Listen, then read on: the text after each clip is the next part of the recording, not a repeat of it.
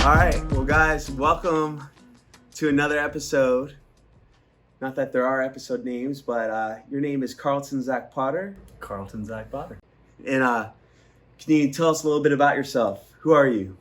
I am a health coach, and I teach strength, movement patterns.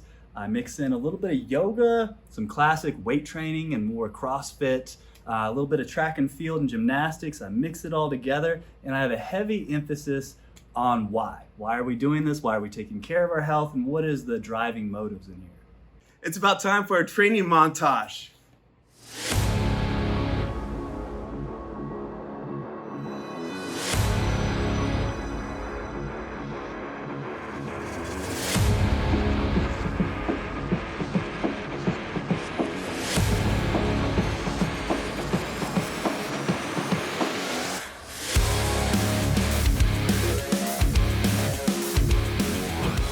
Well, Zach, how do you feel after that training montage? I feel amazing. I feel invigorated because moving always gets me invigorated. In fact, I can get depressed sometimes if I don't move. And I think it's the world around me, but it's really just the fact that I haven't been moving.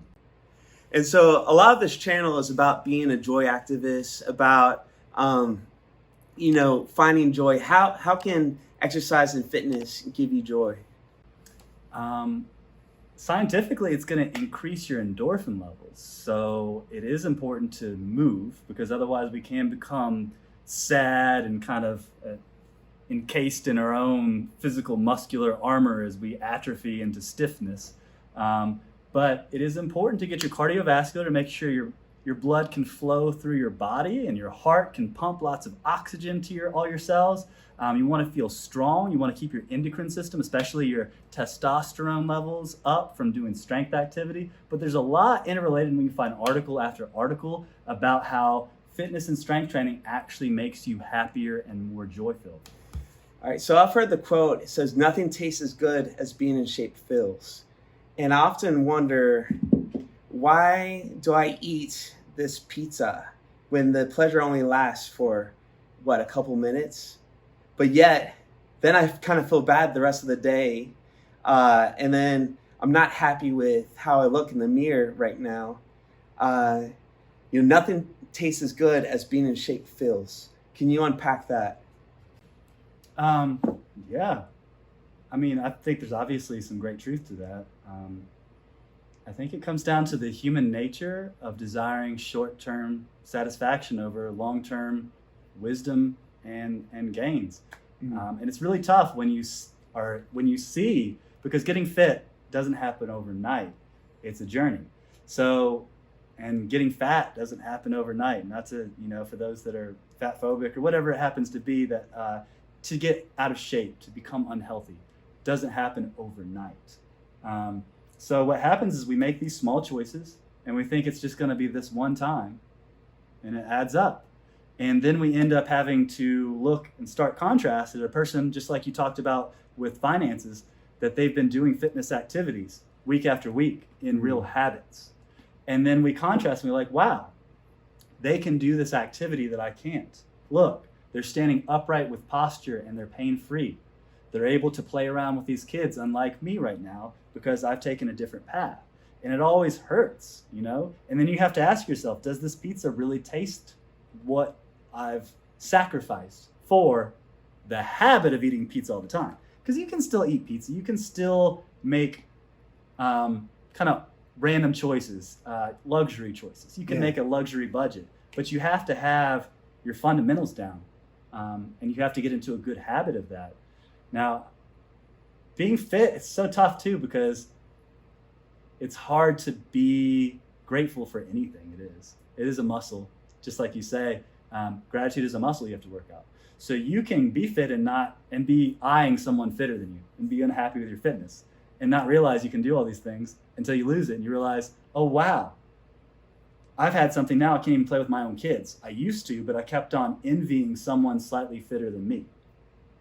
So no matter what, we want to be grateful for the things we have, but I do agree, nothing really tastes better than being fit feels in the long term.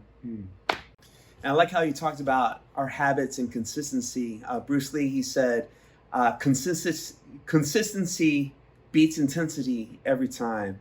And so for me, I've been on a yo-yo diet where I'll be like dieting really hard and eating meats and veggies, and then I have a bad day or I feel stressed out, and then I eat ice cream or go to McDonald's, which is cheap and easy. But it's that consistency. What do you think about accountability? Is that important, or what do you think about how do you get people to have an accountability structure? I think accountability works better for some people than others. Yeah. If you do want accountability structure, doing a dietary program with a friend or someone that you feel connected with, that you don't want to let down. It's just like going to work. It's sometimes it's harder to set the alarm on a random day that we have these plans that we want to do something around the house. I'm sure we all know this, that, I want to do this big thing. So I'll get up really early and I'm going to do all these things and it'll be amazing. But because we don't have to, and there's nobody we have to show up and meet, we don't do it. So when we have to go to work, it can be dead early. If we know somebody's waiting there for us, it gives a huge power, because I do think that human beings are meant to be interdependent. So it's almost outside our nature to do completely solo tasks. Some can do it and some can do it well. But as a whole, most people are interdependent, and we want to do things with groups and with other people. So if you can join a dietary pattern with a friend and they're doing it as well, all of a sudden you feel accountable. You feel like you can't make this choice to stop by Wendy's or whatever it happens to be, because you know that they also made the same sacrifice. And you know, if you're in a positive, faithful relationship, whether that's friend or intimate, that you're not going to lie to them. You're going to always tell them the truth. Then you're not going to do it. Mm-hmm. Now, when you have to talk to yourself, you can talk yourself into just about anything. So doing healthy activities with friends is huge. That's why it's also good to be in relationship with people that are healthier. This is the truth with finance, with health, with any positive virtue-based activity. You want to surround yourself with people who are pursuing virtuous activities. It's kind of a core area. I would say that's the beginning. Surround yourself with people who are pursuing virtue. That's going to happen within health. It's going to happen within finance. It's going to happen within relationship with God. Whatever that happens to be, we want to surround ourselves with people headed the right direction. Now, we can't forsake those that need help. We want to definitely have outreach to our friends that might not be going the best direction. But we don't want to hang out with them all day. But I do, not to get too branched off, I do think it's really important to be accountable. And I personal train. One of the biggest reasons I personal train, yes, I'm a great teacher. But when my client has paid for me and they know that they have to show up because I'm there at 7 a.m. or whatever it happens to be, they're going to show up at 7 a.m. They're going to work out hard. Why? Because I'm staring at them. And I say, no, give me one more. Can you do better than that? We got it. And I'm nice, I'm kind, but I'm saying, let's do this. So they're going to do it. When you're there by yourself, don't you want to make coffee? It's like, you don't have to. So accountability can be huge. And I think that's back to the interdependent human relationship of doing things together. That's good. And let's talk real quick about why. It's very important to know your why for health, your why for fitness. And I believe, I'm in a different stage in life. Originally, I was trying to be in shape because I was single and I wanted to be more marketable. Then I got in shape because I wanted to look good for my wedding pictures. Now I'm a father. I got a dad bod, but I want to be in shape to be able to play with my son and be healthy for him. But can you talk about our why? Why is that necessary? Why? Why is a why necessary? Why? Why? I think why is the core root of anything we do. Your motives is what motivates you. So finding out what is your why, or if you don't have a why, confronting that you don't have a why, because that's where everything comes from. Everything we do has some kind of root drive before it. So I do think, though, we can start to open our eyes. If we start to think about it, we can be like, logically, if I don't, because we'll say for your child specifically, you said you want to work out so you can play with your kid. On the everyday, you're not dealing with not being able to play with your kids. So if you don't think about it consciously, you won't be confronted with that. So you won't have to confront that why. So you won't have to confront the response to that, which is, I need to work out today for Kate. I have to take care of him, so I need to go ahead and invest now, because you're not thinking about it. So I think it's important to right here, right now, and whenever we can, to confront those things and remind ourselves to remember, okay, why is this? Because when we remember and we see, okay, it makes sense that if I take care of myself now, it'll be best for myself and for others later. And we really understand it. Now that we have that conscious understanding, it's just logical. And then we have to confront, okay, what's the process? How do I plan that? How do I go about implementing some kind of a health plan? Because it's, unless I'm a fool, it's obviously wiser to take care of myself than to abandon taking care of myself. To me, if you actually think about it, why would anyone abandon their health? It makes no sense to abandon your health. So for me, I think I have a couple levels of why. It started out when I was young, and I kind of understood that my endorphin levels were connected to my health. And I was suffering depression. And I was taking Prozac and Effexor and Wellbutrin and all these different things. And they didn't really make me much happier. And then I started exercising, and I got happier for no reason. I was just like, hee hee. I was just giggly and good. After work, I just felt clean and good. And it would go away after a day or two. And I realized I have to work out pretty regularly or I get depressed. So there's a fundamental mental health for me that I have to have emotionally. And also just logically, like I want to be happy, so I'm going to work out. There's many other planes on that. I want to be healthy for those around me so I can love and protect them. I also have deep philosophical implications. I think that we're all just people. I think, Derek, I'm a person, and I think you're a person, and I think we're all people. And I think that the world's problems are a collective manifestation of our individual choices, okay? So if I can't choose to make myself have a healthy path as a whole, it's not going to be perfect, but if I can't choose a healthy path, how do I think the whole world is going to choose a healthy path? So if I think the world is broken and has problems and needs to get healthier on many planes, how am I going to put that responsibility on them and not myself? So to me, I almost find it my own personal duty to confront my own health and the many facets of it and say, I need to become healthier and lean into better health as a member of the whole. So that's one of my whys too. I kind of have many layers of why. One thing that I've learned from you is there's never a convenient time to get healthy, and there's always going to be an excuse. You've taught me to work out around my injuries. So are there any injuries that you've had, and how do you stop working out, or do you work out around it? What does that mean? Yeah, I work out around my injuries. An injury is an opportunity to work on something else. I had a really bad back injury where I had a double herniation of my disc, had an annular tear of it. It was a big mess. I was recommended surgery. I tried to heal it myself. I am healing it myself. So with that, and I was carrying a huge log. A storm was coming in. I slipped and twisted and basically had a slip and fall with a big weighted carry, and it tore me up bad. So with that, I've been working pull-ups, things around it. I do balance, I do decompression, I do core work. So I work around my injury, and it's been getting better. I highly recommend to not use an injury as an excuse that you can't work out. You have to lean into that and say, how do I work out around this injury? And seek and you will find. Yeah. And then the other thing is time. You know, most people say, oh, I'd work out, but I don't have the energy, which is funny because we get energy from working out and eating healthy. But what about time? How do we make time for exercise? Same thing, we make time for anything. We make time for the things we need to make time for. We don't get time, we make time.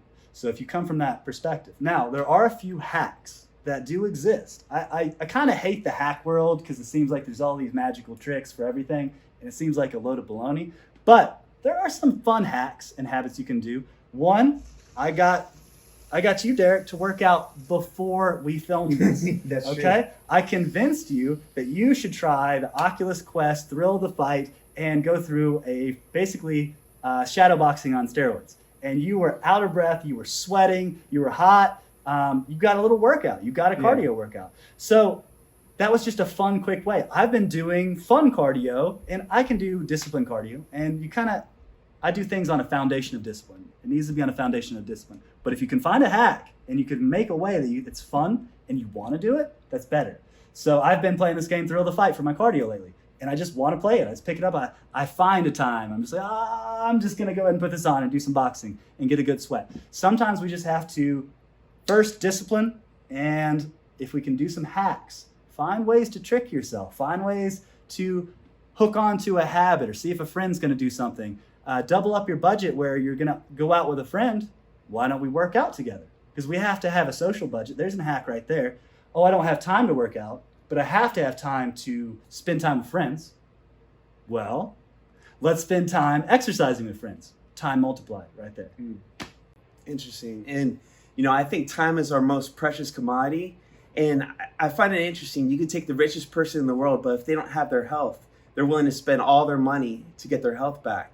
Why do you think we neglect health in order for work and career and success?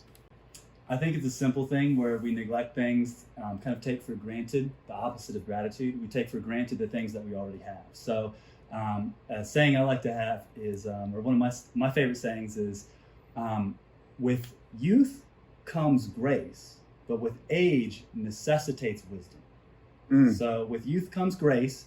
You're young, you can do a lot of stuff to your health. You can just eat a pizza, you can not sleep, you can not take care of yourself, and your body will kind of hang on there. But with age, if you don't take care of yourself, it will destroy you. So it necessitates wisdom. You have to learn how to prune and take care of your body to be able to feel normal, let alone great. So I like to lead everybody, just like financial wealth, to think about their physicality as an element of wealth and to invest early. Because a lot of times too with wealth, we're told, oh, you should go ahead and invest early. It really makes a big difference. And I implore you and anyone watching, if you're young and you've got your health, invest in it. Try to get as strong as you can while you're young, because the old saying, going over the hill and going down the hill, if you raise up your physical fitness very, very high, you have a long way to coast. So right. I'm 41, I just did 23 pull-ups the other day. So I don't have to, at 41, learn how to do a pull-up. I've already capitalized on levels of strength. So now, as my age continues, I can kind of coast on that. I hope to continue to get stronger, but it's really important while you're young to make the most out of it, and especially even a youth. If you have someone like your kids and them going through puberty, there's so much opportunity to latch onto, because you can really get your kids strong when they're young if you look at physical fitness more like a subject parallel to math, parallel to literature, that they would need to learn their kinetic vocabulary and be able to drill that and be able to have good grades within their strength. So there's a funny meme out there, and it has a man praying. He says, Jesus, I have a friend who has six-pack abs and he can eat a pizza. I've seen what you've done for others. I want you to do that for me. But can you unpack that? Why you currently have a six-pack of abs, and we've been roommates. I've seen you eat pizza. I've seen you eat ice cream. Why are you able to do that while someone like me can't do that yet? Can you explain that? Well, let me tell you the secret in my book to tell you how to have six-pack abs for only $19.99.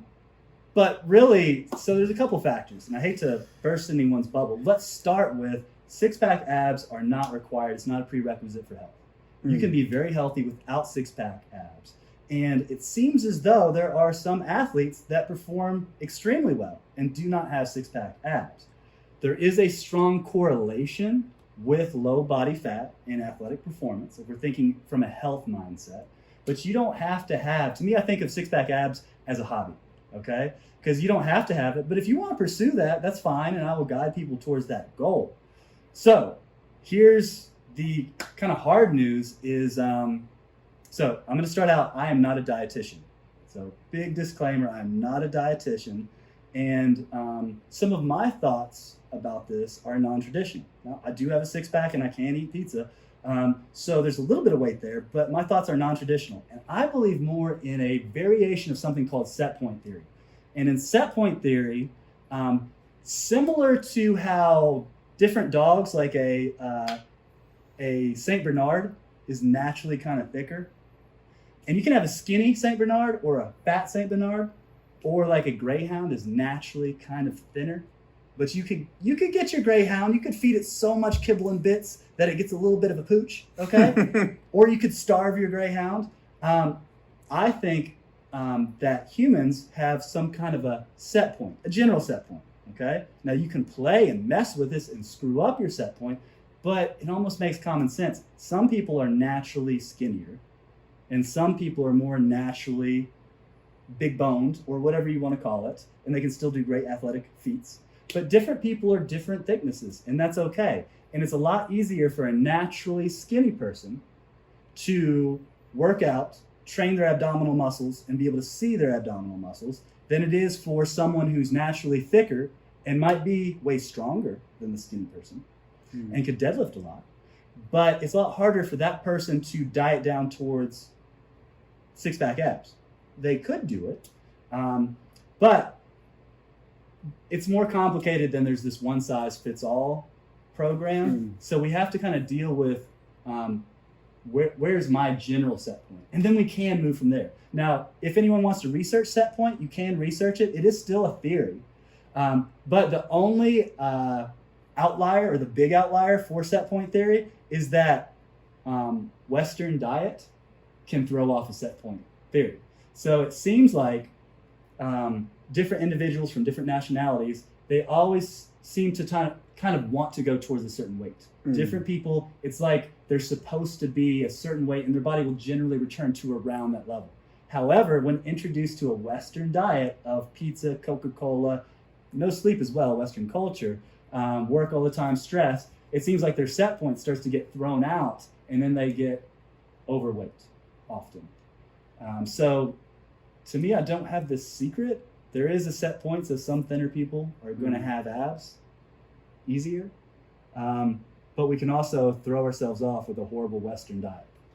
I've heard people say this: the standard American diet is also known as SAD. Yes. And it does make you sad. Talk to me a little bit about, you once used the parallel of how each pound of muscle burns 50 calories, right? And so you've turned yourself into a machine.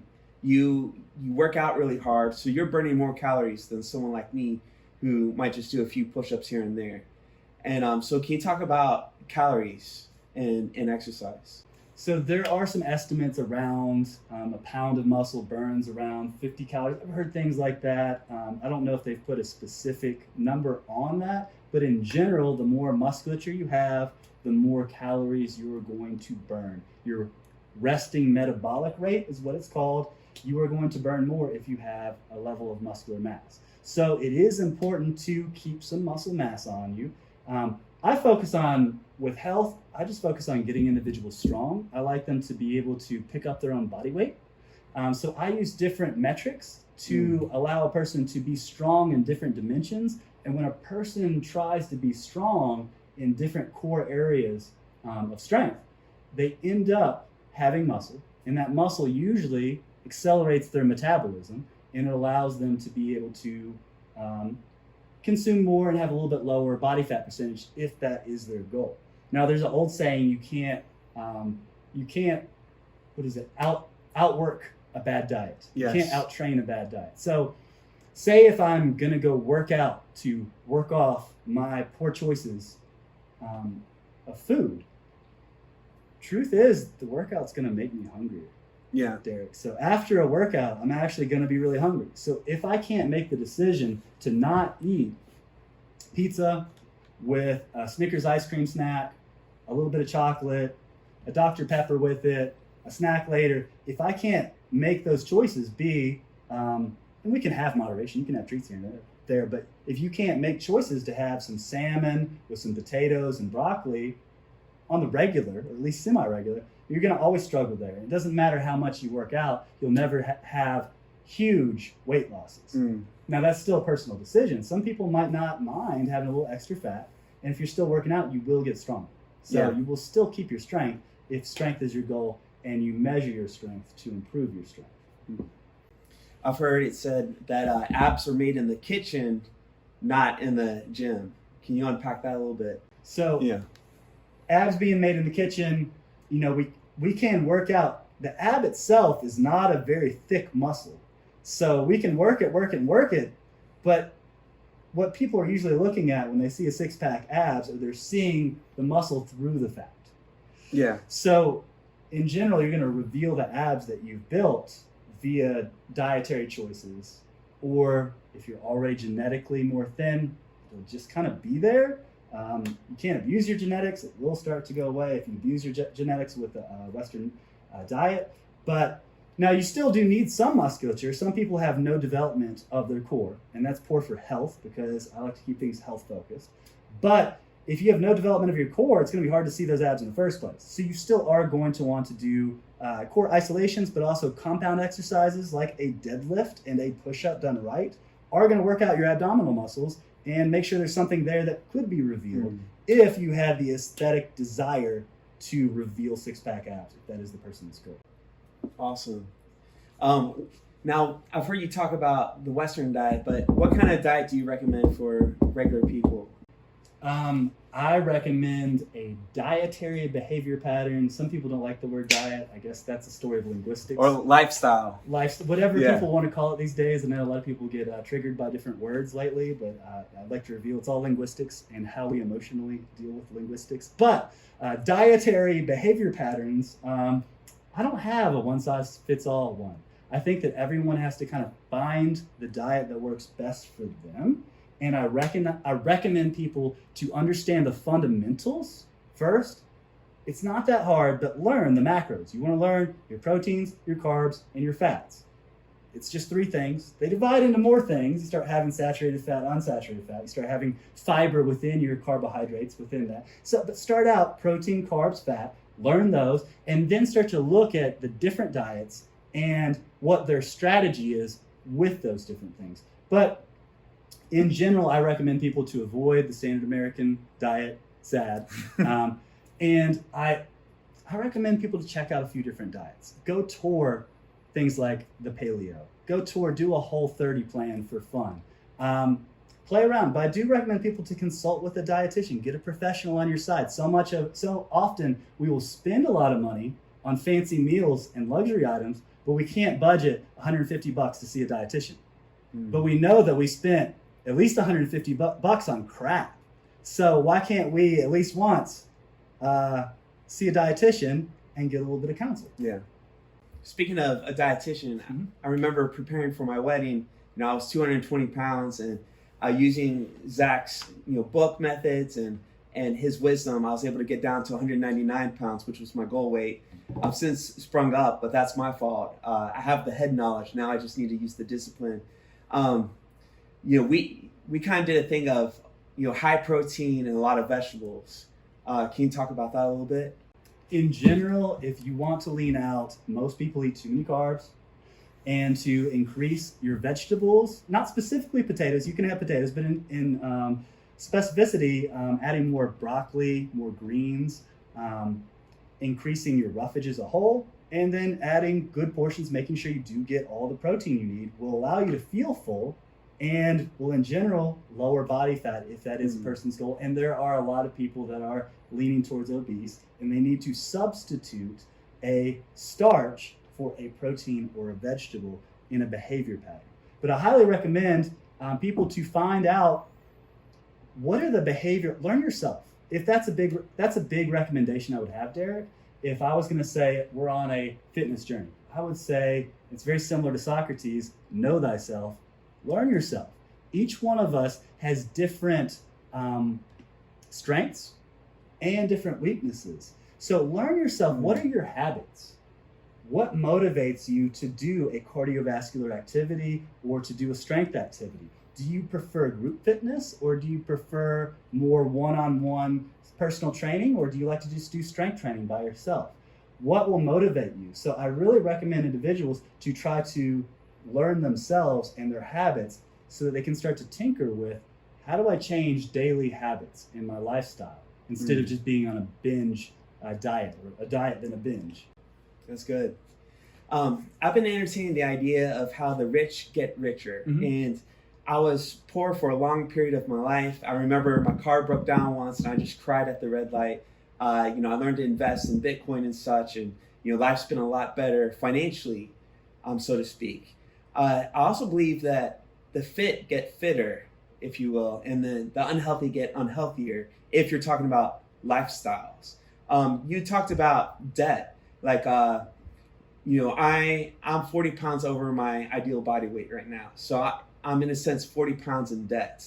While you have a resource of increase, like you have a lot of muscle, there's more playroom. Can you unpack that a little bit? How the healthy get healthier and how the unhealthy often get unhealthier, and how to switch those behavior patterns.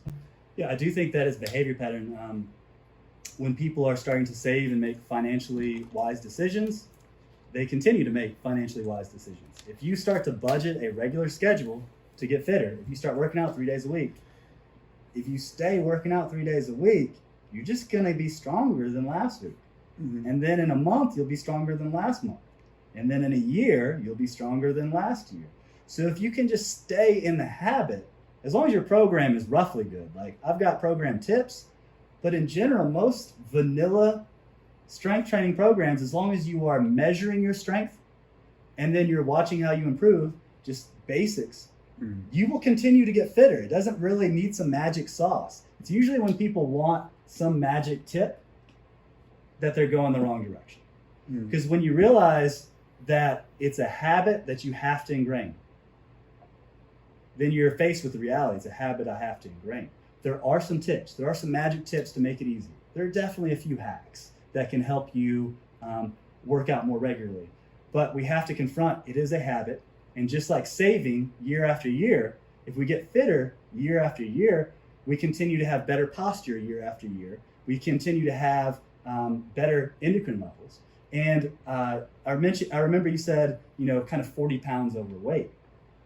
When you work out and do strength training, you're actually using a muscular fuel inside of your muscles called glycogen. It's just glucose, but it's stored inside your muscles with water. It's called glycogen.